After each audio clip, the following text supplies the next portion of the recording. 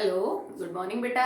कैसे हो आप लोग? उम्मीद है अच्छे होंगे। ठीक है। और आज हम अपना नेक्स्ट टॉपिक स्टार्ट करने जा रहे हैं, एक्चुअली नेक्स्ट चैप्टर स्टार्ट करने जा रहे हैं केमिस्ट्री के अंदर। That is chapter number 3, atoms and molecules. Okay, so last video के अंदर मैंने आपको NCERT text book question, exercise question वो सब करवा दिए थे। ठीक है।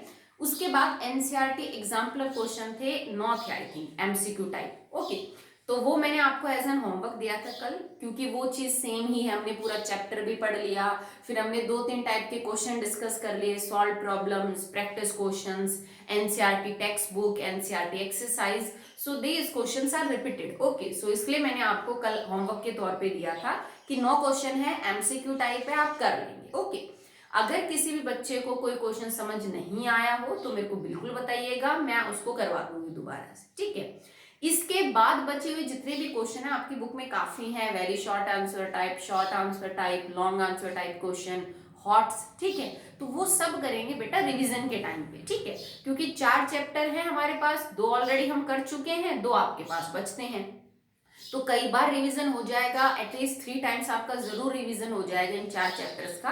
तो रिवीजन के टाइम पे हमें जो जितने भी बचे हुए क्वेश्चन है पीछे, वो सब सॉल्व करेंगे। ओके, तो चलिए अभी स्टार्ट करते हैं आपका 3rd chapter, atoms and molecules. Okay, तो चलिए क्या होते हैं इनका हम आगे जाके इनको पढ़ेंगे। मैं भी चैप्टर को जो नाम है उसको अभी इलेबोरेट नहीं करवा सकती, बिकॉज ये पूरा कंबाइंड टॉपिक है आपका। ठीक है, तो हम इंट्रोडक्शन से स्टार्ट करते हैं। एटम्स और मॉलिक्यूल्स क्या होते हैं इनको आपको आगे पता चल जाएगा। ओके, तो ये जो शुरू में जैसे बात करें, आप बहुत पहले की बात है, मतलब बहुत ज्यादा पहले की, कि हमने मैटर के बारे में पता कर लिया कि जितनी भी चीजें हैं या फिर मैटर क्या होता है, जो कुछ जगह घेरे, जिसमें कुछ मास हो, जिसका होना हम अपनी सेंसेस से फील कर सकें, दैट इज मैटर। और लास्ट जो फर्स्ट चैप्टर हमने पढ़ा उसमें हमने ये भी देखा कि मैटर जिस चीज से मिलके बना है that is known as particle. Matter is made up of tiny substances that is known as particle, कि हर पार्टिकल के जुड़ने से मैटर बनता है। और पार्टिकल बहुत ही छोटे होते हैं, बहुत ही छोटे होते हैं। ये बात बहुत पहले एक इंडियन ऋषि था कनंद नाम का, उन्होंने समझा दी थी। उन्होंने बोला कि जो पदार्थ है जिसको आज आप मैटर बोल रहे हो, अगर आप एक पदार्थ को छोटा छोटा छोटा छोटा और छोटा करते जाओ, जैसे मान लो तुम्हारे पास एक लकड़ी का इतना सा टुकड़ा है, तुम्हारे लिए वो मैटर है, तुम उस लकड़ी के टुकड़े को काटते जाओ, पहले उसके 2 टुकड़े करो, फिर जो 2 टुकड़े हैं उनके 2 टुकड़े करो, मतलब यूं करके आप उसको छोटा छोटा छोटा छोटा और छोटा करते जाओ। तो कनंद ऋषि ने बोला कि एक ऐसा टाइम आएगा जब आपके पास उस मैटर का इतना छोटा टुकड़ा होगा कि आप उसको और तोड़ ही नहीं पाओगे आगे। ठीक है, मानना कि नॉर्मली ये पॉसिबल नहीं है, तुम्हारे पास अगर इतना सा भी टुकड़ा है तो तुम उसको कहां तोड़ोगे। बट उसने समझाया ये चीज, एक्सपेरिमेंट करके नहीं दिखाया। अब जिनके बारे में बात कर रहे हैं ये चीजें एक्सपेरिमेंटली प्रूवन नहीं थी, सिर्फ थ्योरी थी कि अगर आप मैटर को सब डिवाइड करना शुरू कर दो, उसको तोड़ना शुरू कर दो, तो ultimately one time will be there जिसके बाद आपका पार्टिकल जो है मैटर का वो टूटना बंद हो जाएगा, वो टूटेगा ही नहीं। ठीक है, और उस सबसे छोटे पार्टिकल को जिसको और तोड़ा नहीं जा सकता, कनंद ऋषि ने उसको परमाणु का नाम दिया था, जिसको आज हम एटम बोल देते हैं ना हिंदी में, उसने उसको परमाणु नाम दिया कि अब इसको आप फर्दर तोड़ नहीं सकते। तो एक मैटर जो कि पार्टिकल से मिलके बना है, जिस पार्टिकल को हम तोड़ते चले गए, तो वो जो सबसे छोटा हिस्सा निकला जिसको फर्दर तोड़ना जो था वो मुश्किल था, उसको इसने परमाणु का नाम दिया। ओके, माना कि कोई एक्सपेरिमेंटल डाटा नहीं था, कोई एक्सपेरिमेंट नहीं करके दिखा सका, ये तो सिर्फ थ्योरी की बात थी। सेम उसी दौरान कुछ बाकी साइंटिस्ट भी थे जो इसी फील्ड में काम कर रहे थे, उनकी भी कुछ ऐसी ऑब्जर्वेशन निकल के आई। उन्होंने भी यही कहा कि हाँ, पार्टिकल को जब हम तोड़ते हैं तो आती एक ऐसी स्टेज आएगी जरूर जिसके बाद फर्दर पार्टिकल को तोड़ना मुश्किल है, और उन्होंने उसको नाम दे दिया atom, from the Greek word Atmos, जिसका मतलब होता है इनडिविजिबल। ठीक है भाई, कुछ ग्रीक लोग थे फिलोसफर, वो भी काम कर रहे थे, हमारे इंडियन ऋषि भी काम कर रहे थे, उन्होंने परमाणु बोल दिया, और जो ग्रीक के लोग थे उन्होंने उनको एटम का नाम दे दिया। ठीक है। क्यों? क्योंकि उस टाइम ग्रीक जैसे भाषा में एक वर्ड था एटमॉस, जिसका मतलब होता था जिसको तोड़ा ना जा सके, तो उससे निकल के आ गया शब्द एटम, ठीक है। कोई एक्सप्लेनेशन नहीं दे पाए थे उस टाइम तक वो, बट अराउंड 18th सेंचुरी, 18वीं सदी के आसपास, ठीक है, कुछ काम होने लग गया इस फील्ड के अंदर। भाई मान ला ऑब्जर्वेशन दी लोगों ने कि ऐसा होता है ऐसा होता है, पर 18वीं सदी के आसपास लोगों ने एलिमेंट्स कंपाउंड्स को डिफरेंशिएट करना स्टार्ट किया कि एलिमेंट और कंपाउंड में क्या है। जैसे मान लो मैं ये कह दूं कि सोडियम तो एलिमेंट है, सल्फर भी एलिमेंट है, दोनों ने आपस में कंबाइंड करके सोडियम की सल्फाइड बना ली। Now this sodium sulphide is a compound. तो लोगों ने इस चीज को पढ़ना शुरू कर दिया कि एलिमेंट आपस में कंबाइन क्यों करते हैं, कैसे करते हैं, ठीक है, कैसे कोई रिएक्शन हुई, कैसे कंपाउंड बन गया, ये सब उन्होंने पढ़ना जो है वो स्टार्ट कर दिया। तो 18वीं शताब्दी से पहले कोई एक्सपेरिमेंटल वेरिफिकेशन नहीं थी इस सब बात की, पर 18वीं शताब्दी के बाद इनमें जो है वो काम होना शुरू हो गया, और फिर हमारा इंटरेस्ट डेवलप हुआ कि एलिमेंट्स आपस में कैसे कंबाइन करते हैं। एक एलिमेंट एक कंपाउंड से किन प्रॉपर्टीज में अलग है, एलिमेंट जब कंपाउंड बनाते हैं तो क्या अपने गुण सेम रखते हैं कि बदल लेते हैं, ये सारा काम होने लगा, ठीक है। और इन सब चीजों को पढ़ने से पहले कि how element reacts to form compound, आपको कुछ बेसिक लॉ है जो पता होनी चाहिए।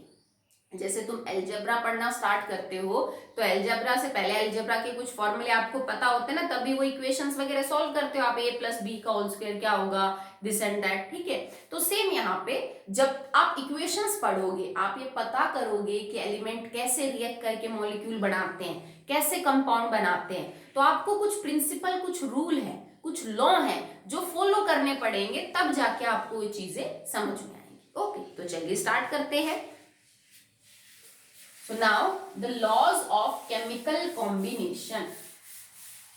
आप केमिकल वर्ड से वाकिफ हैं बेटा, हमने फिजिकल केमिकल चेंज किया ना, उसी केमिकल के बारे में बात हो रही है। So laws of chemical combination, chemical combination के क्या लॉ होते हैं।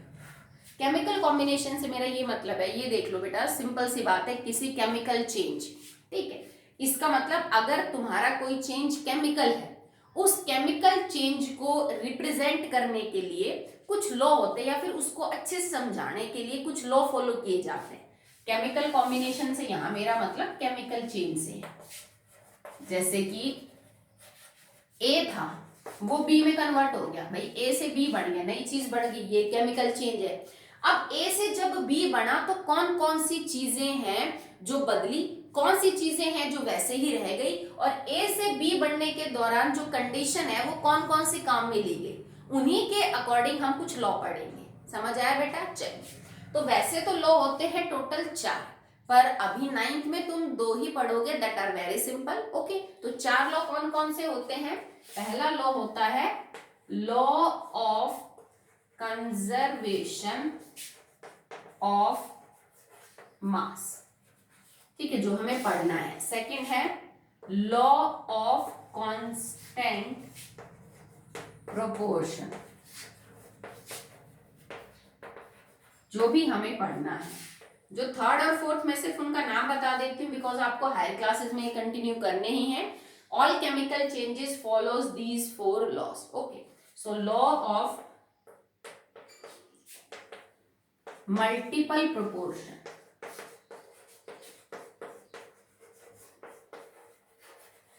and the last one is law of reciprocal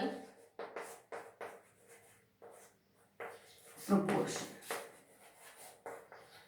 Okay, basically these 4 laws are मतलब followed in a chemical change, जिसमें से 2 लॉ आज आपको पढ़ने हैं जो अपने सिलेबस में है, वेरी इंपॉर्टेंट है, आपको 11th में दोबारा पढ़ने पड़ेंगे। इनके न्यूमेरिकल्स, कौन से साइंटिस्ट ने कौन सा लॉ प्रपोज किया था, कौन से लॉ की स्टेटमेंट क्या है, इन पे बहुत क्वेश्चन आते हैं। जैसे आपको 4 लॉ के नाम दे देंगे, आगे 4 साइंटिस्ट के, आप इनको मैच करो, या 2 लॉ दे दी, उनकी स्टेटमेंट आगे दे दी, उनको मैच करो कि कौन से लॉ की कौन से स्टेटमेंट है, या इन चारों के ऊपर न्यूमेरिकल्स है। अपने सिलेबस में तो फिलहाल 2 ही हैं, तो दोनों के ऊपर भी न्यूमेरिकल आएंगे कि अगर तुम्हारा जो केमिकल चेंज है वो law of conservation of mass follow कर रहा है तो ये चीज बताओ, अगर वो लॉ ऑफ कांस्टेंट प्रोपोर्शन को फॉलो करेगा तो इसके बारे में कुछ बताओ। ठीक है, तो चलिए स्टार्ट करते हैं with our first law, the very simple but the most important law. ठीक है, ये बहुत आसान है समझने में, पर ये बहुत ही ज्यादा इंपॉर्टेंट है केमिकल चेंजेस के हिसाब से। ओके, तो चलिए स्टार्ट करते हैं।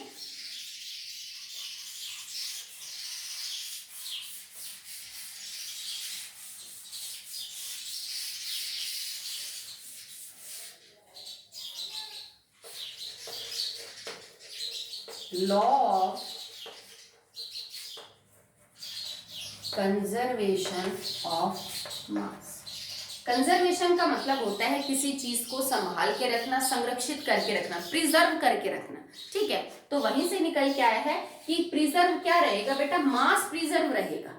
किसी भी केमिकल चेंज के दौरान, किसी केमिकल कॉम्बिनेशन के दौरान, मतलब अगर कुछ एलिमेंट्स, कुछ मॉलिक्यूल्स, कंपाउंड आपस में केमिकली कंबाइन कर रहे हैं, रिएक्ट कर रहे हैं, तो उसके दौरान ये लॉ क्या कहता है कि मास विल बी कंजर्व। ठीक है, कि मास जो है बेटा वो कंजर्व रहेगा, वो फिक्स रहेगा, वो बदलेगा नहीं। And this law was given by Antonio लेवियूजर।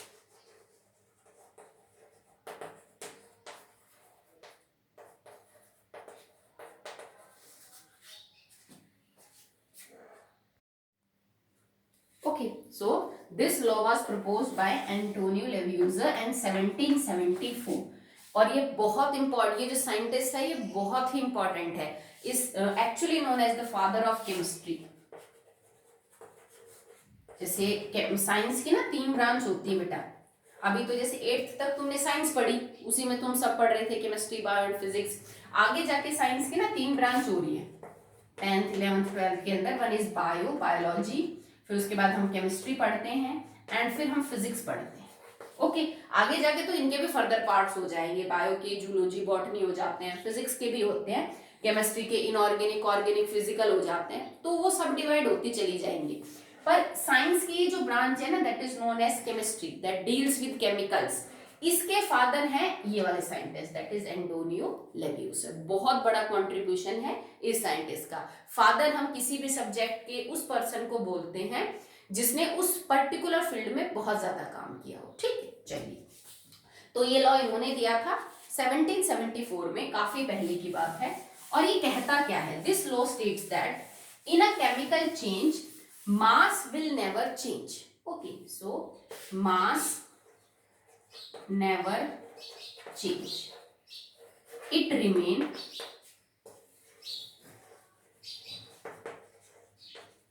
Same. Mass जो है वो सेम रहता है, प्रिजर्व रहता है, कंजर्व रहता है, आप कुछ भी बोल लीजिए, वो चेंज नहीं होता। जैसे अगर मैं ए से बी बना रही हूं तो ए का जो मास है वही बी का भी मास होगा, चेंज नहीं होगा। नंबर 1 चीज तो ये है। और एक जो आपको यहाँ ध्यान रखना है कि आपका जो केमिकल चेंज हो बेटा वो किसी क्लोज कंटेनर में हो रहा, ओपन में नहीं करो आप।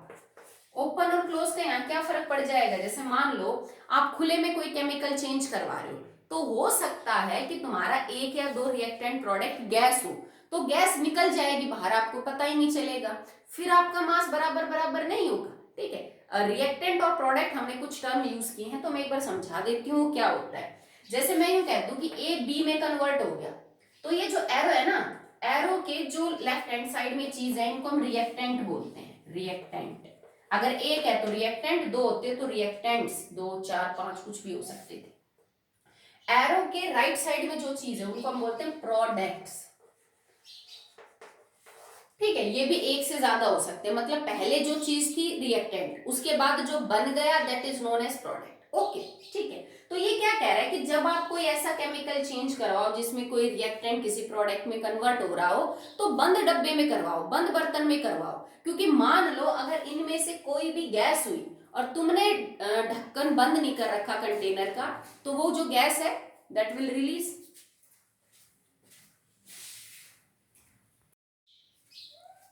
Okay, so like there is a reaction in which CaCl3 को हम हीट करेंगे, कैल्शियम कार्बोनेट को आप गर्म करेंगे, ये होता है CaCO3। जैसे चौक जो है ना उसका फॉर्मूला यही है, मार्बल का फॉर्मूला, अंडे का जो छिलका होता है जिसको आप उतारते हो उबालने के बाद, वो यही होता है। इसको अगर मैं गर्म करूं तो it will convert into CaO and CO2।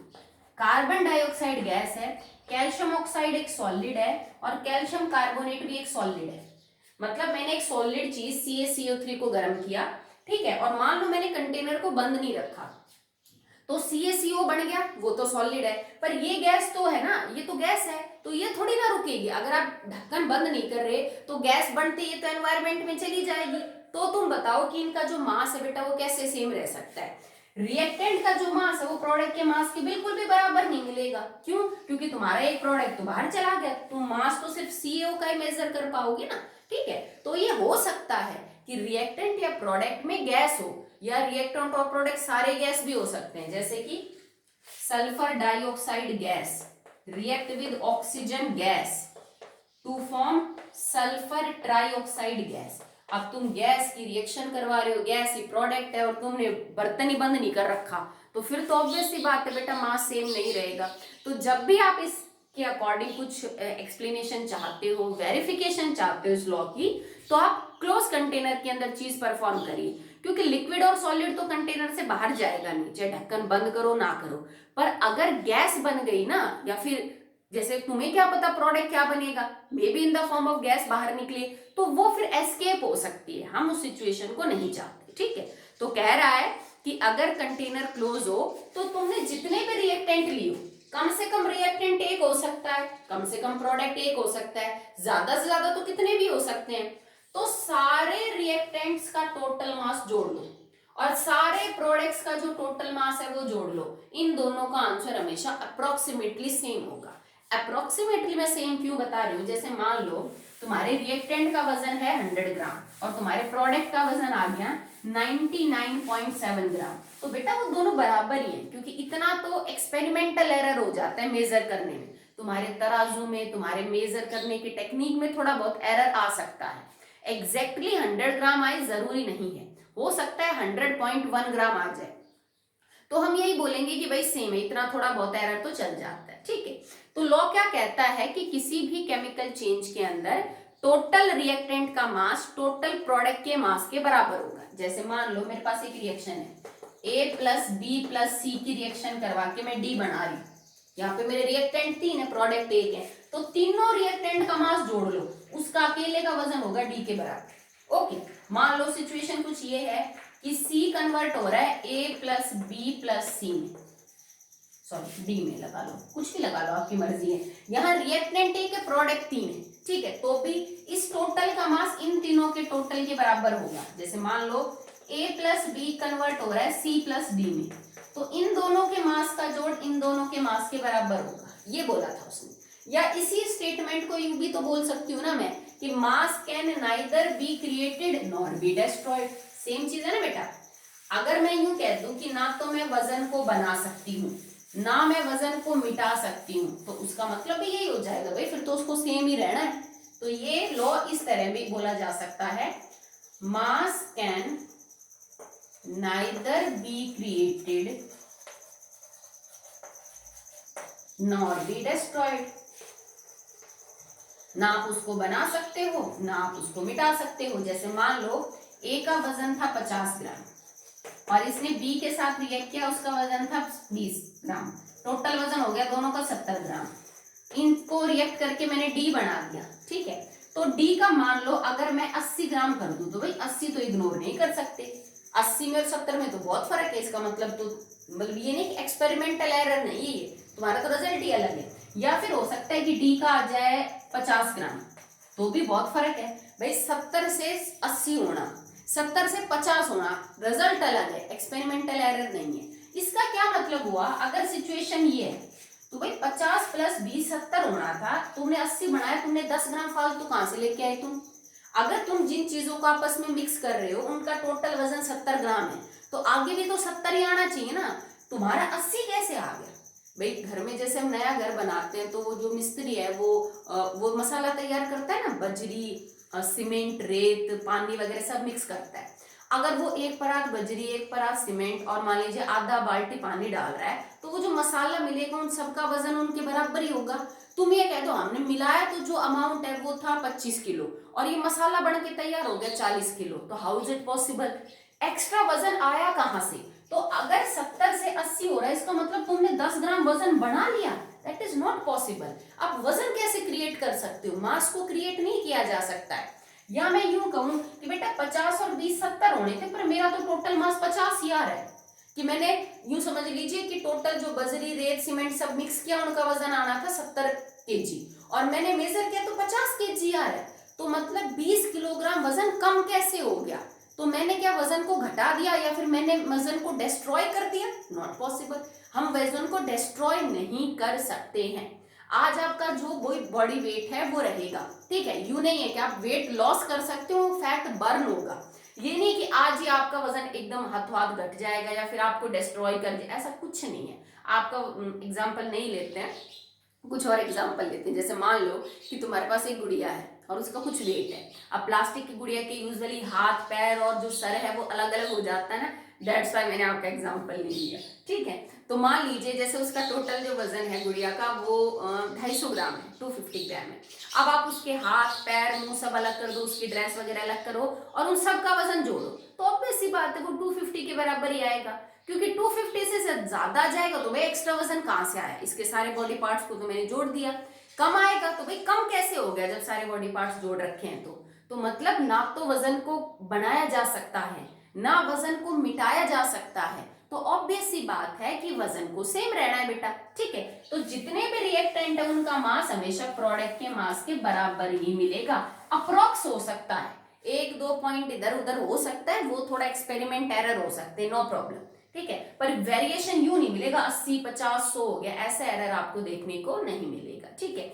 Being a gas, अगर आपका कोई भी रिएक्टेंट और प्रोडक्ट गैस है, then you should be very very careful, क्योंकि गैस को जरा सी जगह मिलते हुए एस्केप हो जाती है, ठीक है। जैसे तुम कई बार क्या करते हो कि दूध गर्म है और तुम्हारी मम्मी ने उसके ऊपर प्लेट रख दी, तो तुम्हें लगता है कि भाप निकल नहीं रही, पर धीरे धीरे कहीं ना कहीं से थोड़ी थोड़ी भाप निकल जाती है, समझ रहे हो ना? ओके, तो मतलब उसको बहुत बड़ा रास्ता नहीं चाहिए। अगर आपने जरा सी भी लापरवाही कर दी और आप कंटेनर को बहुत ही टाइटली क्लोज नहीं कर पाए, तो गैस एस्केप हो जाएगी और फिर आपका मास जो है वो मैच नहीं करेगा।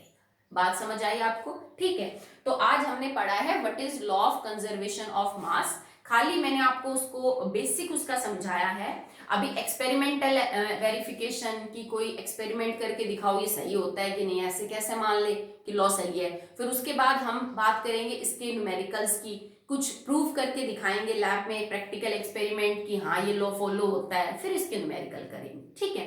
तो वो चीज हम नेक्स्ट वीडियो के अंदर डिस्कस करेंगे। आज के लिए आपके लिए इतना ही है। जस्ट मैंने आपको ब्रीफ किया था कि चैप्टर को हम कैसे स्टार्ट करेंगे और फिर लॉ में सिर्फ एक लॉ का भी आपके लिए समझ लीजिए स्टेटमेंट ही हुई है। ओके, तो इतना ही आपके लिए जो है वो काफी है।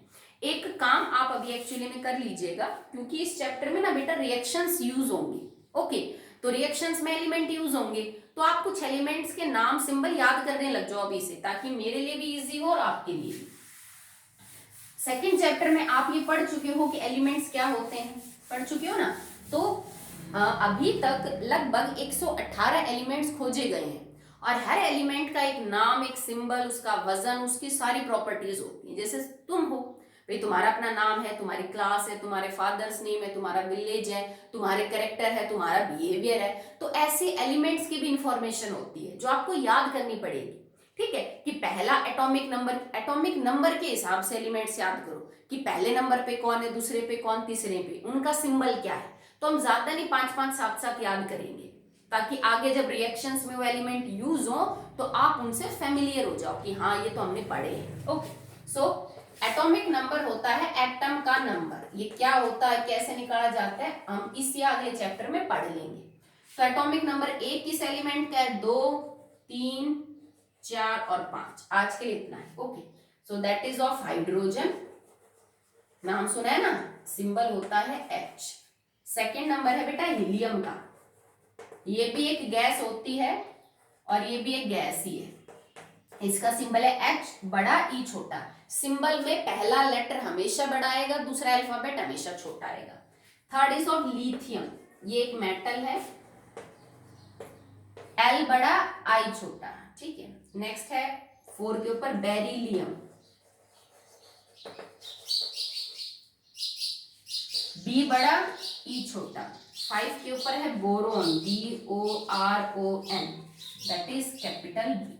किसी के सिंबल में सिर्फ एक अल्फाबेट मिलेगा, तो किसी के सिंबल के अंदर आपको दो दो जो अल्फाबेट है वो भी बेटा क्या है, मिल सकते हैं, ठीक है। तो आज के लिए सिर्फ इतना ही, इनको याद कर लीजिएगा। ये 9वीं से शुरू होता है और जब तक साइंस पढ़ोगे, जब तक केमिस्ट्री पढ़ोगे, तब तक तुम्हें ये चीज काम आएगी, कभी बदलेगी नहीं, और बहुत कुछ बेस्ड है इन चीजों के ऊपर, ठीक है।